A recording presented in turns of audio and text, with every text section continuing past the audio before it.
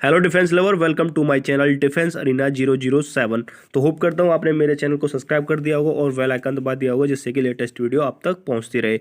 तो स्टार्ट करते हैं। तो दोस्तों, आज मैं आपको बताने जा रहा हूँ रसिया के PAK-DP प्रोग्राम के बारे में। और वो इस प्रोग्राम के तहत MiG-41 यानी कि 6th जनरेशन फाइटर जेट के बारे में आपको कंप्लीट नॉलेज दूंगा कि कहाँ तक रसिया इस प्रोग्राम में बढ़ चुका आगे और कब तक इसे फाइनल कर लेगा। इसलिए आपसे निवेदन कर रहा हूं कि एंड तक मेरे साथ जुड़े रहना, जिससे कि कंप्लीट इन्फॉर्मेशन आप तक पहुंचे। रसिया कोशिश कर रहा था कि 1990 से ही कि वो एक ऐसा फाइटर जेट बनाए जो कि 6th जनरेशन कैपेबिलिटी रखता हो। और लेकिन आपको बता दूं कि जुलाई 2016 तक रसिया की ओर से ऐसी कोई भी अपडेट नहीं थी कि वह 6th जनरेशन फाइटर जेट बना रहा है, या फिर वो कहाँ तक इसके प्रोग्राम में बढ़ गया है, या फिर कब तक वो इस चीज़ को फाइनल करेगा, या क्या अपडेट होगी। ऐसी कोई भी अपडेट रसिया ने 2016 तक नहीं दी थी। लेकिन फिर आपने सुना होगा कि एक खबर निकल के आई कि रसिया 2025 तक यानी कि 2020 के मध्य में या फिर 2030 के दशक तक 6th जनरेशन फाइटर जेट को अपनी फ्लीट में शामिल करने वाला है। और रसिया की इस खबर ने सभी यूरोपियन देशों को और इसमें जो अमेरिका था उसे भी चौंका दिया था कि आखिर रसिया इतनी स्पीड से, और जो कि मतलब कोई बता ही नहीं रहा था अपने बारे में कि वो 6th जनरेशन पे काम कर रहा है, या फिर क्या उसकी ओवरऑल परफॉर्मेंस चल रही है, इससे रिलेटेड वो इस प्रोजेक्ट पे काम कर रहा है या नहीं। फिर एकदम अचानक उसने बता दिया कि वो 2025 तक या फिर 2030 के एंड तक वो 6th जनरेशन को अपनी फ्लीट में शामिल कर लेगा। फिर इसके साथ ही खबर ये भी निकल के आने लगी कि रसिया इस फाइटर जेट यानी कि MiG-41 को एक टॉप स्पीड देने के लिए रैमजेट इंजन का प्रयोग करेगा, या फिर टर्बो रैमजेट इंजन का प्रयोग करने वाला है।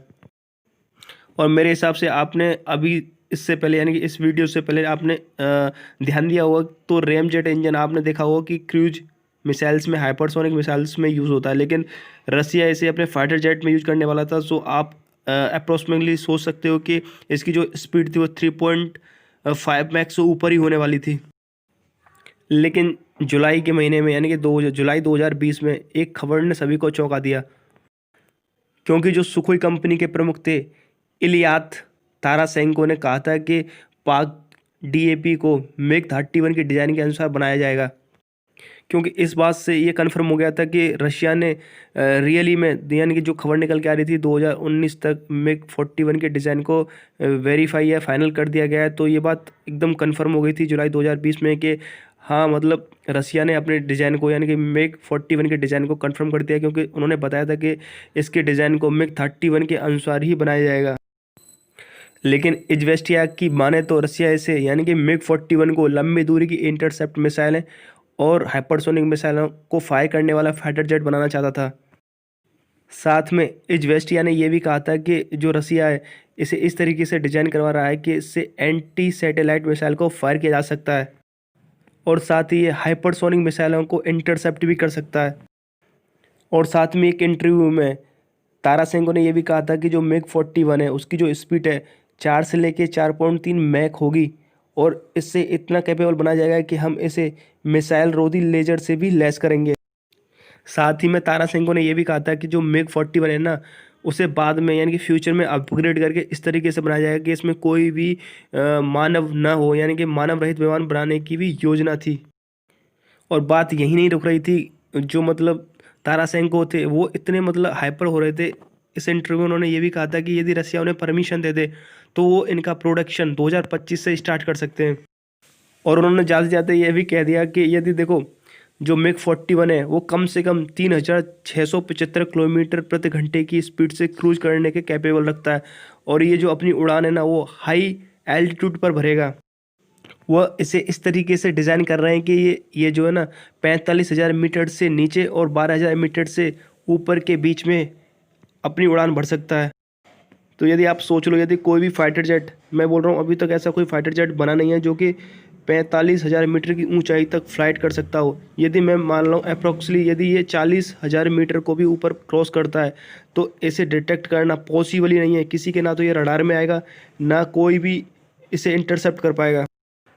तो यह उम्मीद की जा रही है कि 2025 तक MiG-41 की उड़ान देखने को मिल सकती है। और आप क्या समझते हैं, प्लीज़ कमेंट बॉक्स में ज़रूर कमेंट करके बताना कि क्या यह रियलिस्टिक है कि रसिया 2025 तक 6th जनरेशन फाइटर जेट की फर्स्ट उड़ान करवा सकता है, यानी कि मिग 41 की फर्स्ट उड़ान करवा सकता है। यदि आप क्या सोचते हैं, आपका विचार क्या है, आप मतलब आपको ये लगता है कि ये खबर जो है तारा सैको ने जो अपने इंटरव्यू में कही है ये सही है? यदि ये सही है तो प्लीज़ कमेंट करके ज़रूर बताना कि ये पॉसिबल है कि रशिया 2025 तक 6th जनरेशन फाइटर जेट को उड़ा सकता है या नहीं।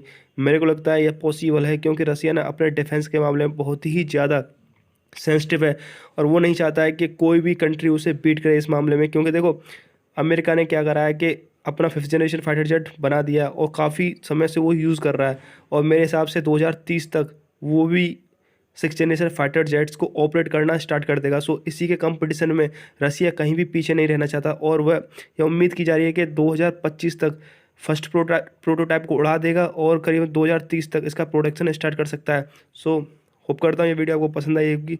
यदि पसंद आई तो प्लीज़ चैनल को सब्सक्राइब और बेल आइकन दबाना मत भूलना, जिससे कि लेटेस्ट वीडियो आप तक पहुँचती रहे। मिलते हैं अगली वीडियो में। जय हिंद, जय भारत।